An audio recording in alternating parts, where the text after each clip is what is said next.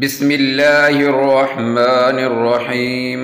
السلام علیکم ورحمۃ اللہ وبرکاتہ۔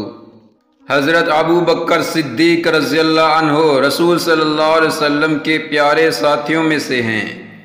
آپ نے گھٹن موقعوں اور مشکل مرحلوں میں سے رسول صلی اللہ علیہ وسلم کا جی بھر کر ساتھ دیا اور اپنا سارا مال حضور صلی اللہ علیہ وسلم کے قدموں میں نچھاور کر دیا۔ ایک دن حضرت ابو بکر صدیق رضی اللہ عنہ حضور صلی اللہ علیہ وسلم کی خدمت میں تشریف فرما تھے۔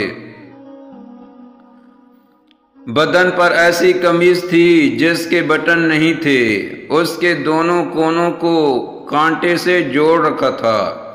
اسی حال میں حضرت جبرائیل علیہ السلام تشریف لائے اور حضور صلی اللہ علیہ وسلم کو اللہ تعالیٰ کا سلام پہنچایا اور عرض کیا، اے اللہ کے رسول، کیا بات ہے؟ میں ابو بکر کو کانٹے سے قمیض کے دونوں کونوں کو جوڑے ہوئے دیکھ رہا ہوں۔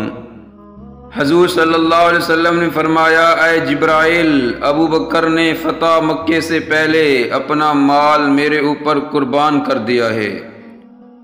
حضرت جبرائیل علیہ السلام نے فرمایا، ان سے بھی اللہ تعالیٰ کا سلام کہہ دیجئے اور یہ بھی کہہ دیجئے کہ تمہارا رب تم سے پوچھ رہا ہے کہ تم فقیری کی اس حالت میں مجھ سے راضی ہو۔ حضور صلی اللہ علیہ وسلم نے حضرت ابو بکر صدیق رضی اللہ عنہ کی طرف متوجہ ہوئے اور فرمایا، جبرائیل تمہارے پاس اللہ تعالیٰ کا سلام لائے ہیں اور فرماتے ہیں کہ اللہ تعالیٰ پوچھ رہے ہیں، کیا تم اس فقر اور غریبی کی حالت میں مجھ سے راضی ہو؟ حضرت ابو بکر صدیق رضی اللہ عنہ یہ سن کر رو دیے اور بولے، کیا میں اپنے رب سے ناراض ہوں گا؟